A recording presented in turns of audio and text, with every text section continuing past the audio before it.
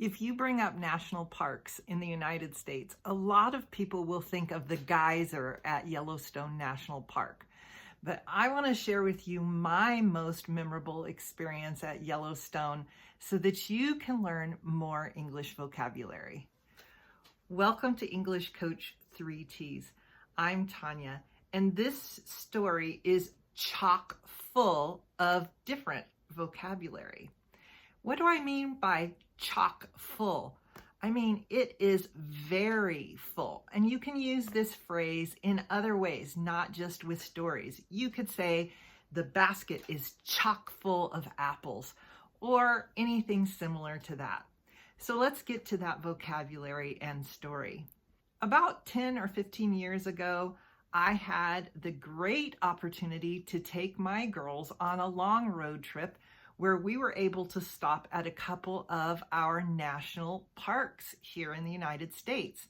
And one of them was Yellowstone National Park. We were very excited to see the geyser because the geyser is very, very famous at Yellowstone. In fact, you may have heard of it. Have you heard of this geyser at Yellowstone? Or maybe you've even seen it. Of course, one of the first things we did was head on over to the geyser so that we could see it. And it erupts, which means in this particular case that it comes out of the ground on a schedule. If you can believe that, they can tell you approximately, almost exactly, when the geyser will erupt again. This is a great word. You can say that volcanoes erupt, like our volcano at Mount St. Helen. I got a story about that one for another day. Or you can erupt in laughter. If you're in a room of people and everyone starts to suddenly laugh, you can say, the group erupted into joyous laughter. So we had our schedule, we headed on over to see the geyser, and we waited. To head over to some place just means you're going over to that direction. It's another way to say it, and you get to use a phrasal verb. It's casual, and it makes your conversation more interesting when you have more than one way to say something. So we're all waiting to see the geyser erupt, and I have to say it was magnificent. It was one of those once-in-a-lifetime experiences because it sort of takes your breath away. When something is amazing, even more amazing than you thought it might be, you can say it takes your breath away. It's incredible. This is a great phrase you can use as an adjective to sound even more interesting when you're speaking English. We all loved the geyser, and I'm pretty sure we all thought that nothing would top that, meaning nothing would be more exciting than that. But for me, there was something even more memorable, something that I remember more because it was incredible, but also because I totally wasn't expecting it. As you're driving down all the different roads in the park, you can see a lot of natural wildlife living out in this huge park that protects all these different animals. And sometimes you can see them even pretty close. And we were driving in traffic, and actually we kind of got stuck in a traffic jam. Traffic jam meaning where there's so much traffic that everybody stops.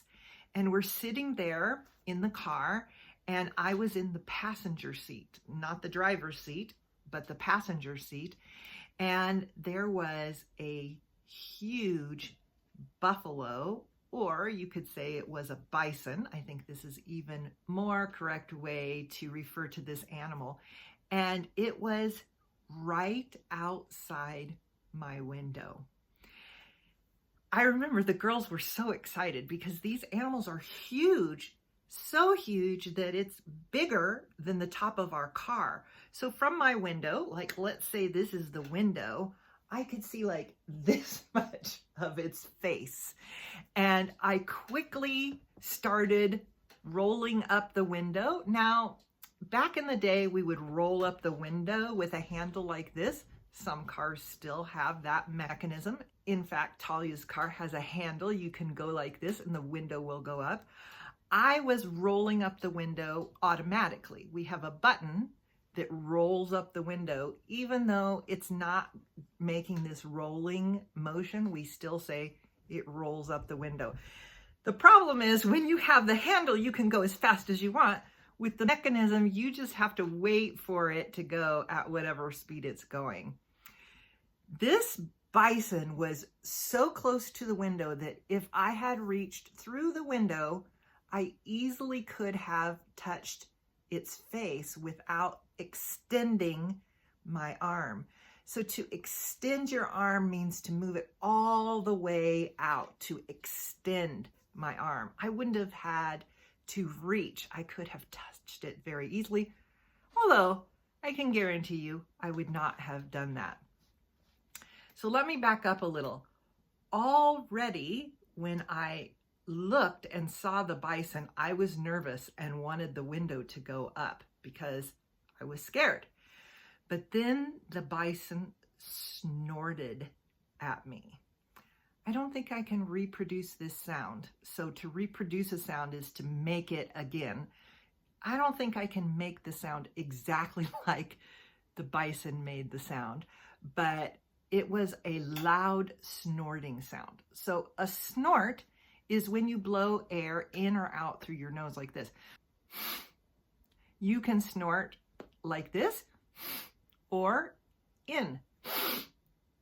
And another common way that we use this word is when we accidentally snort because we're laughing so much, like we call this a snorting laugh, which most people might feel a little embarrassed about.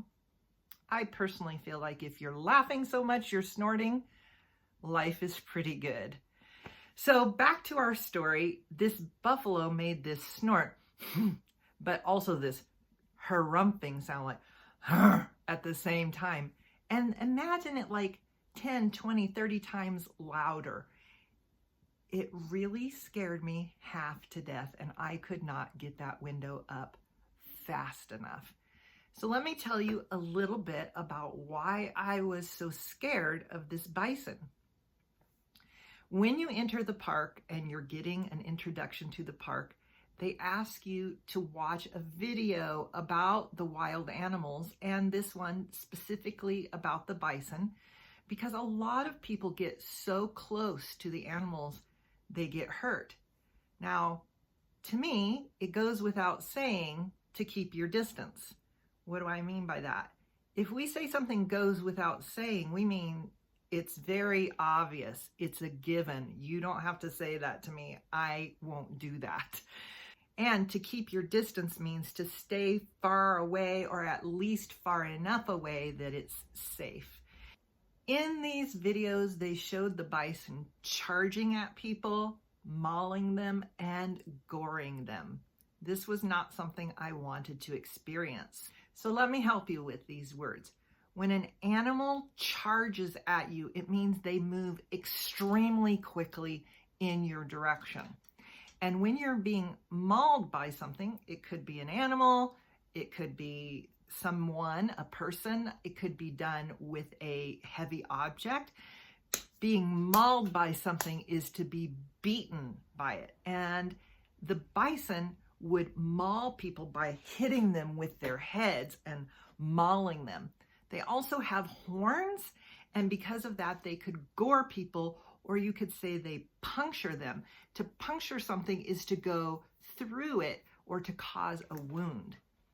Now, even though the bison was right next to the window and heading in the same direction we were, it was so large, I was aware that it could easily damage the car and cause harm to us within the car.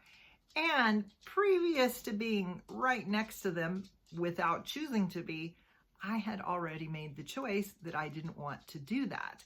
Watching the video they show you is reason enough. I highly recommend visiting the national parks that we have here in the United States. I've visited a few and also some amazing state parks. And if you'd like for me to share more information about these things, let me know in the comments below. I'd love to tell you those stories as well. If you enjoy learning English with stories, be sure to give us a thumbs up and subscribe. And remember, the greatest compliment you can give us is to share this video with a friend you know who wants to be fluent. One of the reasons it's so cool to see the bison at Yellowstone is that this is the only place in the United States where bison have been living continuously since prehistoric times. And they are on the brink of extinction. When we say that something is almost extinct or on the brink of extinction, we mean they are almost extinct or almost gone. We won't have bison anymore. Brink is a word you can use in more places than just talking about animals. Whenever you're almost to do something, when you're right on the edge of something, you can say you're on the brink.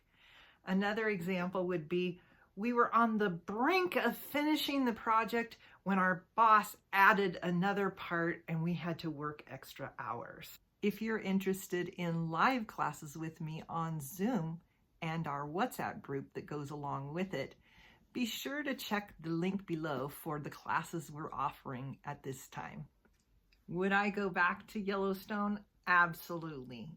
Even though this was one of the most scary experiences I've had with a wild animal, there have been others, I loved the experience of this park and I loved experiencing it with my family. If you're interested in learning more vocabulary in context like this video, be sure to check out this next video. Or if you want to see what one of our live videos is like, give this one a try and I'll see you there. Bye.